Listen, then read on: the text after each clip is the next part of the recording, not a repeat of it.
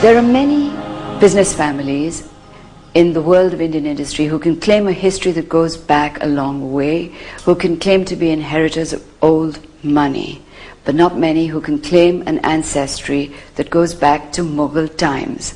The Lalbhais of Ahmedabad are probably the only industrial family who can claim an ancestor who was a jeweler in the Mughal courts and who is believed to have collected some jewels that found their way into the peacock throne.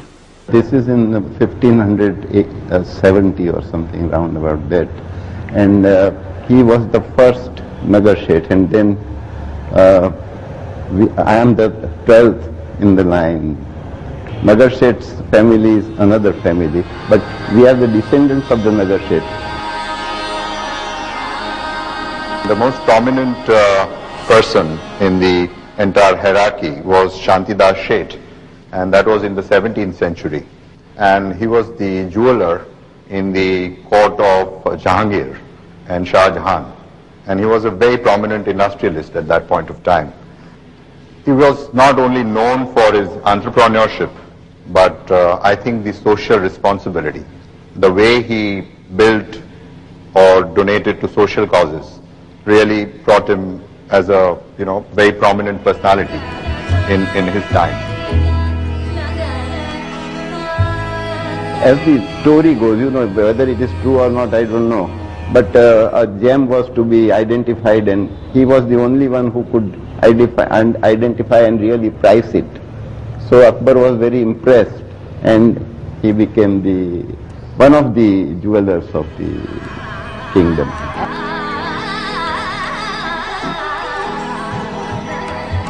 Jayashree, were you always aware of the legacy of this family that you married into?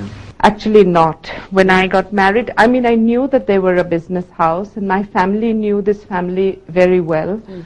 But personally, I didn't. And the first thing Sanjay's grandfather told me was that he gave me a little booklet and he asked me to read through it. And he says, remember, I'm going to ask you some questions on it. He was very proud of his legacy, and he really felt that we should know the kind of family we come from. And what was the booklet about?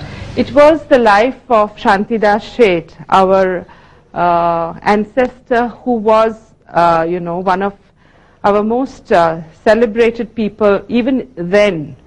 Many historians have noted his contribution in the social life of Ahmedabad. Not only was he a jeweler, but he wielded a lot of influence there. It is evident in all the farmans and things that the Mughals bestowed upon the family. There's a very unusual story, it belies Aurangzeb's nature, but our family had lent money to Dara Shikoh, who eventually was thrown off by Aurangzeb. And when Aurangzeb became emperor, Shantidas traveled on horseback right from Ahmedabad to Delhi to ask for his monies back. And Aurangzeb's relationship with the family was a little stormy, in the sense when he was Subedar here, he had taken over the Chintamani temple. And on Shantidas's request to Shah Jahan made him return the temple back to the Jains.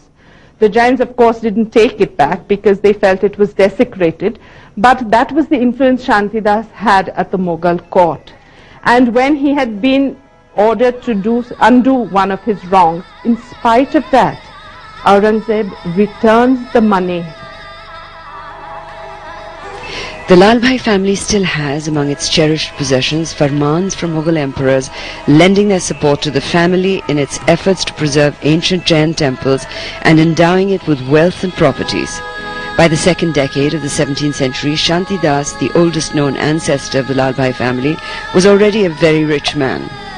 Shantidas died in 1659, but the family fortune continued to grow enough for one of his descendants, Khushal Chand, to hold off a Maratha raid on Ahmedabad by paying the invaders 5 lakh rupees out of his personal wealth. When Surat was ransacked by the Marathas, the news came here, and the business community got together and approached Wakhat Chand Shet and said, something should be done, otherwise we will all be ruined. And so he immediately sent 5 lakhs of rupees at that time with a delegation to the Peshwas that if you would go back, we would hand over this money. And the money was handed over and they went back. Ahmedabad was not ransacked.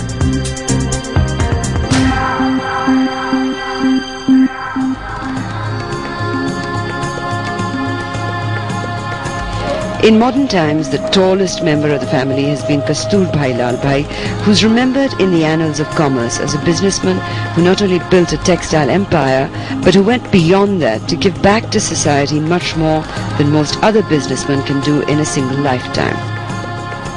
He was a wonderful person. Right from our nuggets, our forefathers, in our family it has come that you should try to be prosperous, but you should always keep in mind the needs of the people and work with them and work for them.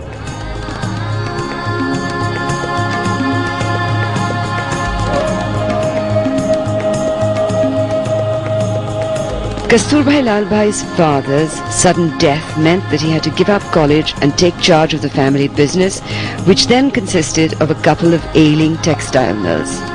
It was he who built from this an empire consisting of 7 textile mills, a starch unit and India's first dyes factory in Atul. Behind me at the bottom of that hill over there is the Atul chemical plant, which was the earliest dyeing plant built in India. It was inaugurated in 1952 by Jawaharlal Nehru, and again Kasturbhai Lalbhai fulfilled the kind of or did it first. He was planning to originally build the factory in Bombay and was invited to come here by Morarji Desai.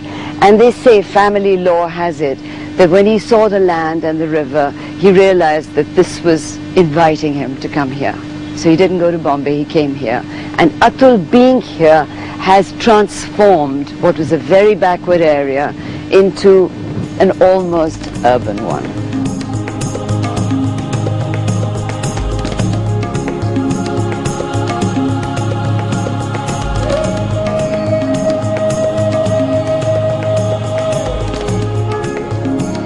This was started, I think, in 52, when Prime Minister Jawaharlal Nehru opened and did the inauguration ceremony. I was not there. I came into the family in 59. But prior to 52, I think my father-in-law and Mr. Mazumdar, he was our manager, and one from Cyanamide, they all went all over India to find out which is the best place for a dyes factory, because they require a lot of water. They wanted a lot of land. Finally they decided on this. And I remember my father-in-law telling me, I at once decided on this spot because our jameen hasti se. This land is laughing, is smiling. So I think I should buy this land for the factory. And this was that time a completely rural area. There was nothing like national highway. And I was told then that the robberies were taking place across the river.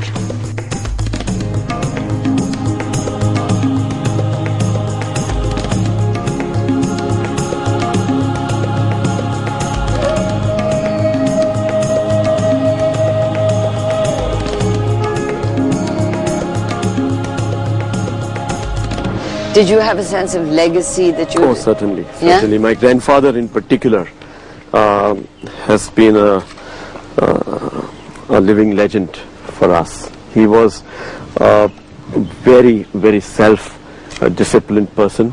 He lived a very simple life. He spent very little on himself, but did a lot for the society. He had a sense of social purpose, and as a man, he was very, very principled. He was also a visionary, but he was at the same time a man of details. And he lived a very principled life, and he has left a lasting impression on all of us.